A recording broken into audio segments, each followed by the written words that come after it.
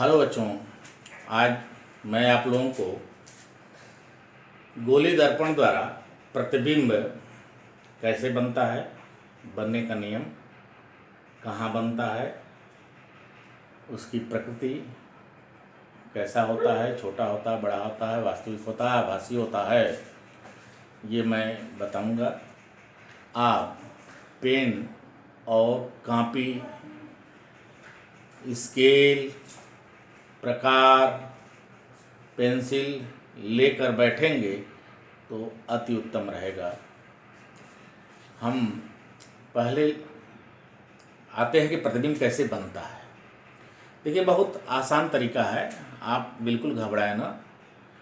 हम कुछ बातें बताएंगे, उनको 4-5 बार आप हमारे साथ बोल लेंगे, रट लेंगे, तो आप बहुत आसानी से प्रतिबिंब को बना लेंगे। आइए, पहला है अवतल दर्पण या उत्तल दर्पण द्वारा प्रतिबिंब का कैसे बनता है। तो ये पहला नियम नंबर 1। जैसे ये दर्पण कौन सा है, बताइए कौन सा दर्पण है। अब तक आप निर्णय ले लिए होंगे, ये अवतल दर्पण है या कॉनकेव मिरर है। ये रेखा कौन सी है, मुख्य अक्ष, प्रिंसिपल एक्सिस। ये बिंदु कौन सा है, पोल, ध्रुव। तो नियम है कि मुख्य अक्ष ये है, इसके समांतर चलने कोनो प्रकाश किरण भेजेंगे तो तीर द्वारा दर्शाया जाता है, ये किरण को तीर द्वारा। और यहाँ टकराने के बाद परावर्तन होगा, तो परावर्तन जब भी होगा तो आप जिसे कंफ्यूजन आपको हो रहा है ऊपर जाएगा कि नीचे जाएगा, तो हमेशा ये यहाँ इस तरह आएगा। मुख्य अक्ष काटे को जिस बिंदु पर ये काटेगा वह बिंदु फोकस कहलाता है, और पीएफ फोकस दूरी होगी। पहला नियम, मुख्य अक्ष के समांतर चलने वाली प्रकाश किरण अवतल दर्पण से टकराने के पश्चात मुख्य फोकस से होकर जाती है, वास्तव में जाती है। और उत्तल के लिए हो जाएगा ये इस तरह, ऐसे। ये गोली दर्पण है। मुख्य से समांतर चलने वाली प्रकाश किरण परावर्तन के पश्चात फोकस से होकर जाती हुई प्रतीत होगी। ये यहाँ पर एफ हो जाएगा, ये पी होगी। ये पी एफ यहाँ पर फोकस दूरी, इसको स्मॉल एफ से लिखते हैं, ये बता चुके हैं। नियम नंबर 2, इसी को उल्टा कर देते हैं।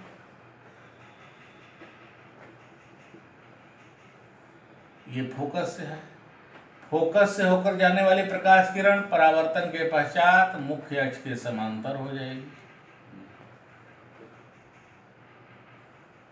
ठीक है, क्लियर है? ओके, ये पी हो, ये एफ।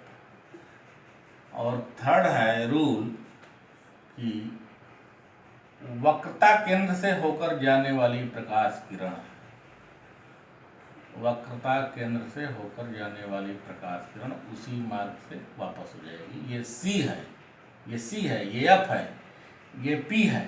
तो जिस मार्ग से गई है उसी मार्ग से वापस है। हम प्रतिबिंब कुल 6 चित्र बनाएंगे। 6 चित्र में यही 3 नियम का फॉलो, कोई 2 नियम लेकर चलेंगे, चित्र बन जाएगा। आते हैं, इसी तरह हम उत्तल के लिए देख लेते हैं। ये है यार, क्या है, ये उत्तल है।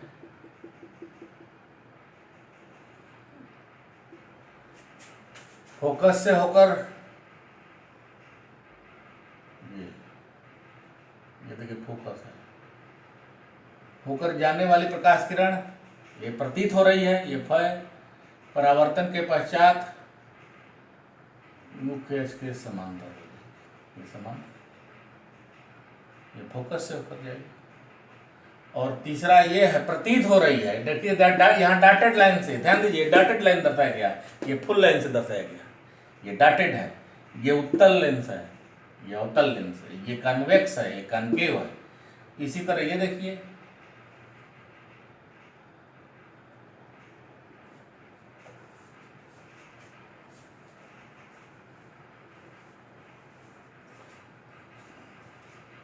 ये सी है, जिस मार्ग से गई है उसी मार्ग से वापस आ जाएगी, तीर है। तो मेरे साथ साथ बनाइए, एक बार, दो बार, तीन बार प्रैक्टिस कर लीजिए तो बहुत इजीली बना लेंगे। फिलहाल इसको बाद में करिएगा, बस 3 ही ये कर लीजिए। पहला फिर से सुनिए, ये मुख्य अक्ष के समांतर चलने वाली प्रकाश किरण परावर्तन के पश्चात फोकस से होकर जाएगी। कोई भी रेज खींचेंगे मुख्य अक्ष के समांतर जब खींच रहे हैं तो उसको जो है फोकस से होकर गुजारेंगे। और दूसरा है फोकस से होकर गुजरने वाली प्रकाश किरण परावर्तन के पश्चात मुख्य अक्ष के समांतर हो जाएगी। और तीसरा है वक्रता केंद्र से होकर जाने वाली प्रकाश किरण जिस मार्ग से गई है उसी मार्ग से वापस चली जाएगी। इसी आधार पर हम अवतल दर्पण द्वारा फिलहाल पहले प्रतिबिंब का बनाएंगे, उसकी प्रकृति बताएंगे, उसका आवर्धन बताएंगे, वास्तविक अवास्तविक बताएंगे। तो पहला है, जब वस्तु अनंत पर है, अनंत पर हो, अनंत वस्तु बहुत दूर हो, तो दूर होने के बाद जैसे ये है,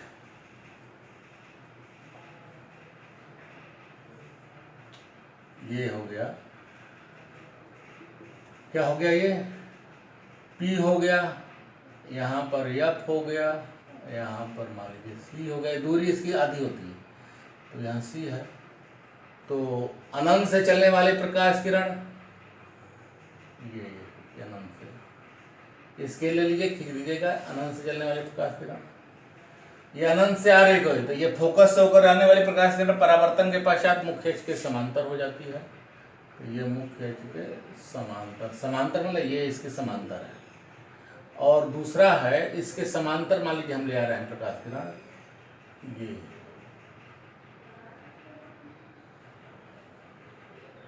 जिस मार्ग से गई है उसी मार्ग से वापस। अब जहां पर एक कट रहा है, वास्तव में काट रही है, यहां पर ही प्रतिबिंब बन जाएगा। कोई वस्तु ये रख दी है, ये वस्तु कोई ऑब्जेक्ट बहुत दूर है, बहुत दूर है, तो वहां उसका प्रतिबिंब, जब वस्तु अनंत पर होगी तो प्रतिबिंब कहां बन रहा है, देखिए प्रतिबिंब की प्रकृति, प्रतिबिंब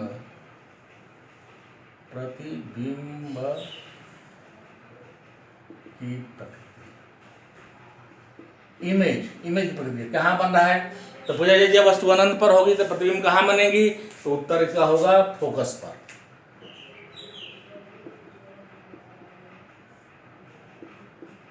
वस्तु अनंत पर होगी तो प्रतिबिंब कहां बनेगा, फोकस पर। नंबर 2,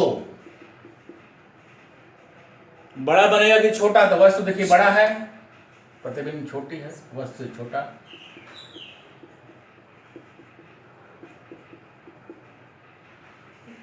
अब वस्तु छोटा होगा।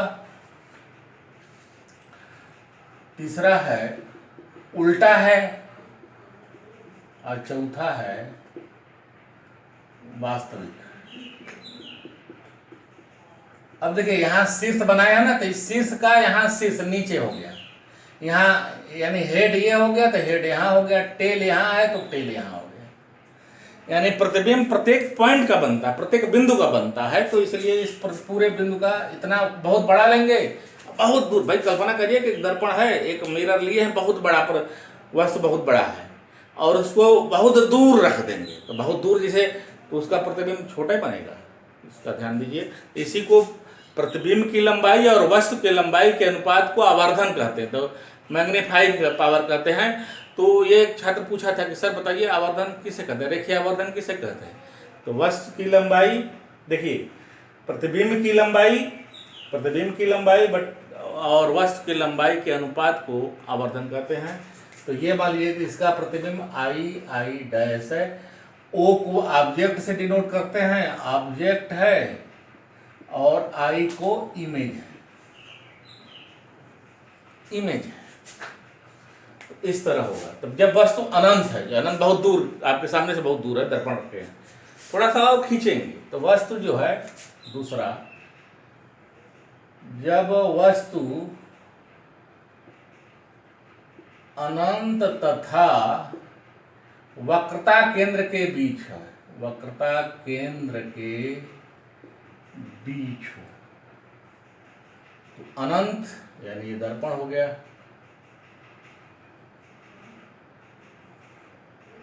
ये फोकस हो गया, ये सी हो गया, यानी कि यहाँ रख दिए, ये ओ डैश है, ये पी है।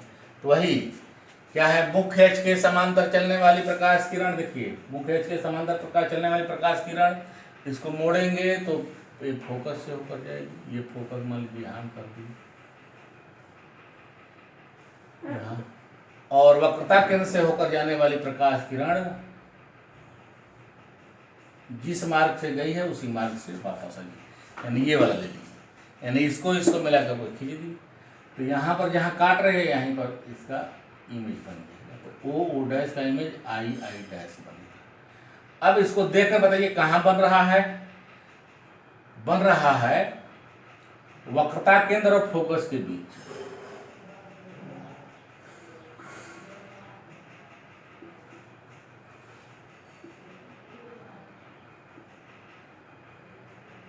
दूसरा वक्र से, ये देखिए इतना बड़ा है, इतना तो वक्र से छोटा। तीसरा देखिए उल्टा बन रहा है। चौथा वास्तविक बन रहा है। इस तरह से इसका रेखीय आवर्धन देखिए एक से छोटा हो, क्योंकि यह छोटा बन गया तो छोटा बटे बड़ा, तो भिन्न जो है, भिन्न का जो है अंश जो है इमेज की लंबाई और हर हो जाएगी वस्तु की लंबाई। तो ये छोटा है, यानी मान लीजिए 1 सेंटीमीटर तो 2 सेंटीमीटर, तो 1/2 आधा होगा। इस तरह हम निकाल सकते हैं आवर्धन।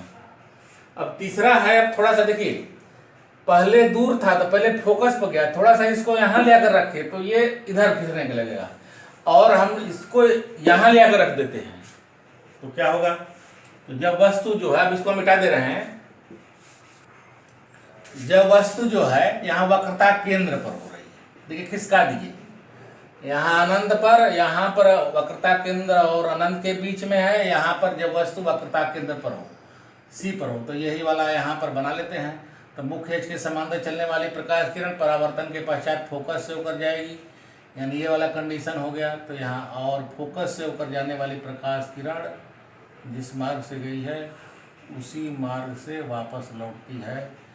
ये जो है प्रतिबिंब इसका जो है यहीं बन जाता है, यानी कि ये फोकस, ये प्रकाश किरण ऐसे जाती है, तो यानी कि ओ डैश का प्रतिबिंब आई डैश पर बनेगा। कहाँ बनेगा, तो नंबर 1 वक्रता केंद्र पर, वक्रता केंद्र पर। दूसरा यहाँ बराबर हो जाता है, बराबर वस्तु के बराबर। और तीसरा उल्टा बनेगा, और चौथा जो है वास्तविक बनेगा। देखिए यहाँ पर फोकस पर बना, यहाँ वक्रता केंद्र और फोकस के बीच। तो ये नहीं कि वस्तु को हम ज्यों ज्यों इधर ले जा रहे हैं प्रतिबिंब त्यों तो पीछे घट रही है। अगला चौथा है, जब वस्तु अब कहाँ ले जाएंगे, वक्रता केंद्र और फोकस के बीच, वक्रता केंद्र तथा फोकस के बीच हो, फोकस के बीच हो। तो वक्रता केंद्र और फोकस के बीच ये है दर्पण हो गया, यहाँ पर ऐसे किए, ये हो गया F, ये हो गया C। यहाँ पर वही मुख्य एच के समांतर चलने वाली प्रकाश किरण परावर्तन के पश्चात फोकस से होकर जाएगी, और फोकस से होकर चलने वाली प्रकाश किरण परावर्तन के पश्चात मुख्य अक्ष के समांतर हो जाती है। तो ये वस्तु यहाँ बन जाता है वक्रता केंद्र। देखिए अब यही वाला रिपीट होगा, ये वाला, यहाँ वस्तु रखेंगे तो प्रतिबिंब यहीं बनेगा, यहाँ बनेगा। तो ये आई डैश हो जाएगा, ये ओ डैश है। तो प्रतिबिंब जो है, प्रतिबिंब कहाँ बनेगा, तो ये हो जाएगा, बनेगा वक्रता केंद्र और अनंत के बीच, वक्रता केंद्र तथा अनंत के बीच। अब देखिए यही वाला रिपीट होने लगेगा, जब वस्तु अनंत पर है तो वक्रता केंद्र पर, और फोकस के बीच में जब वस्तु यहाँ रखेंगे तो यह वक्रता केंद्र और अनंत के बीच। नंबर 2 हो जाएगा। अब देखिए यहाँ पर क्या है, छोटा, यहाँ पर छोटा है तो यहाँ पर वस्तु से बड़ा हो जाएगा, वस्तु से बड़ा हो जाएगा। उल्टा रहेगा ही, और चौथा जो है वास्तविक हो जाएगा, वास्तविक हो जाएगा, ये वास्तविक हो जाएगा। ठीक है, ये 4 कंडीशन है। अब अगला है, जब वस्तु जो है यहाँ पर वक्रता केंद्र और अनंत के बीच रहते हैं तो प्रतिबिंब जो है इसका बनता है वक्रता केंद्र अनंत के बीच। वस्तु को जब यहाँ रखते हैं फोकस का वक्रता केंद्र तो अनंत और वस्तु से बड़ा बनेगा, उल्टा बनेगा और वास्तविक बनेगा। अब आते हैं फोकस को ले जाएंगे, तो अब इसको मिटा देते हैं। यहाँ पर जब वस्तु फोकस पर हो, तो जब वस्तु फोकस पर होगी, यहाँ पर फोकस पर रख देंगे, तो जब वस्तु फोकस पर रहेगी तो मुख्य अक्ष के समांतर चलने वाले प्रकाश के परावर्तन के पश्चात फोकस से होकर जा रही है, ये फोकस से होकर जा रही है, और वक्रता केंद्र से होकर जाने वाले प्रकाश किरण जिस मार्ग से गई उसी मार्ग से वापस लौट आई। तो ये यहाँ पर तो ये जो है ये समांतर हो जा रहे हैं, तो ये अनंत पर काट रही हैं, तो प्रतिबिंब अनंत पर बनेगा, प्रतिबिंब अनंत पर बनेगा, वस्तु के सापेक्ष बहुत बड़ा बनेगा, बहुत दूर बनेगा तो बहुत बड़ा बन जाएगा, उल्टा होगा और वास्तविक होगा। इस तरह ये जो है 5 स्थितियां हैं। छठी स्थिति ये है, छठी स्थिति ये है जब वस्तु, अब थोड़ा सा खिसका, फोकस और पोल के बीच है, जब वस्तु फोकस तथा ध्रुव के बीच हो, ध्रुव के बीच हो, तो ये देखिए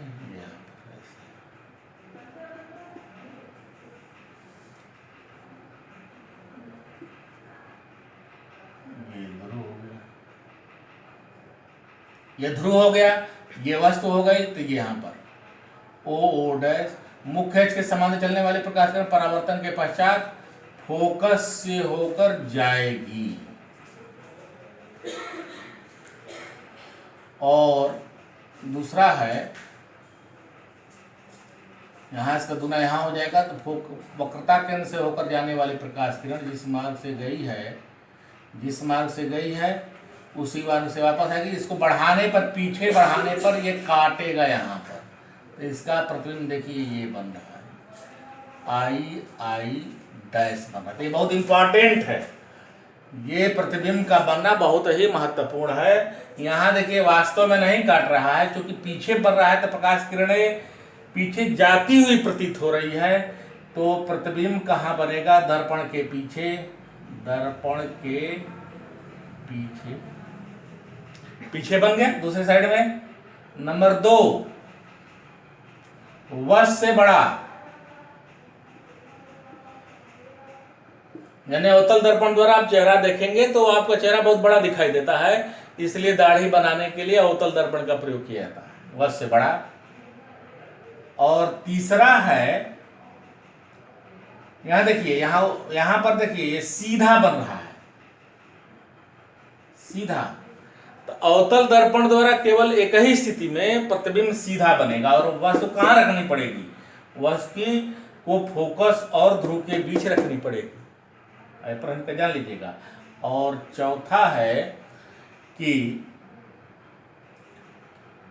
यहां पर देखिए आभासी हो जाएगा, सीधा बन गया तो आभासी, प्रतिबिंब आभासी होगा तो सीधा होता है, वास्तव में नहीं काट रहा है, काटती हुई प्रतीत हो रही है। तो ये 6 स्थितियां हैं, अवतल दर्पण द्वारा प्रतिबिंब बनने की 6 स्थितियां हैं। जब वस्तु अनंत पर हो, जब वस्तु अनंत और वक्रता केंद्र के बीच में हो, जब वस्तु वक्रता केंद्र पर हो, जब वस्तु वक्रता केंद्र तथा फोकस के बीच में है, जब वस्तु फोकस पर हो, और जब वस्तु फोकस तथा पोल के बीच में हो। 6 स्थितियां हैं। एक स्थिति है उत्तल दर्पण द्वारा प्रतिबिंब का बनना, उत्तल दर्पण द्वारा प्रतिबिंब का, दर्पण द्वारा प्रतिबिंब का बनना, ये उत्तल दर्पण है। तो इसमें केवल एक ही मेन स्थिति है, कहीं भी रखेंगे तो वस्तु वही है, यहां रख दीजिए, मुख्य अक्ष के समांतर चलने वाले प्रकाश के परावर्तन के पश्चात फोकस से होकर जाती हुई प्रतीत होगी, ये है। और जो दूसरा है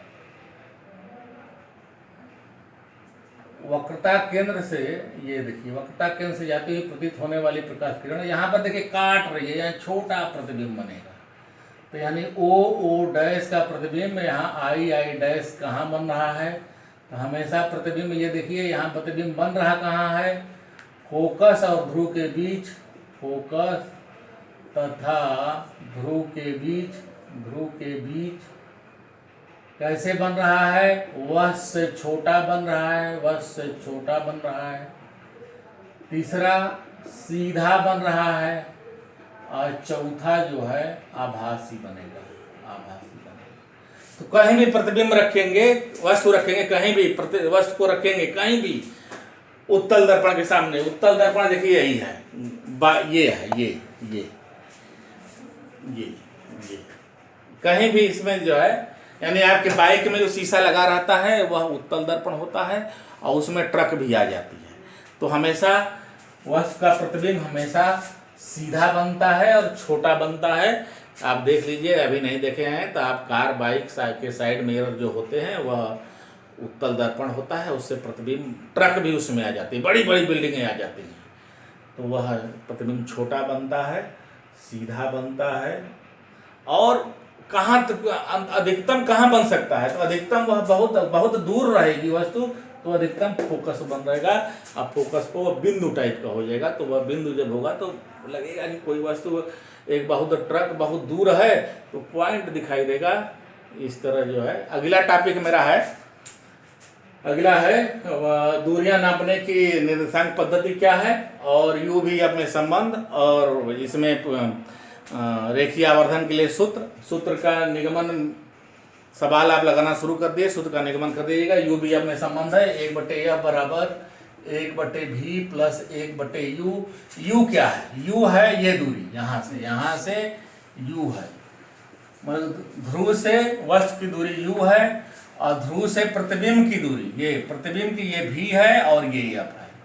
ये सब इसके बाएं साइड में है, तो दूरियां निर्देशांक पद्धति में बाएं साइड में जो रहती है वह माइनस होती है। तो इसको जो हम अगले में बढ़िया से करेंगे। आप जो है करिए, प्रश्न को हल करिए, जो नहीं प्रश्न आता है उसको जो है आप हमको पूछिए, कमेंट करिए, लाइक करिए, शेयर करिए, और अपने दोस्तों को बताइए कि भैया पढ़ने से ही कल्याण है, मेहनत करेंगे तभी हम आगे बढ़ेंगे। जय हिंद, जय भारत।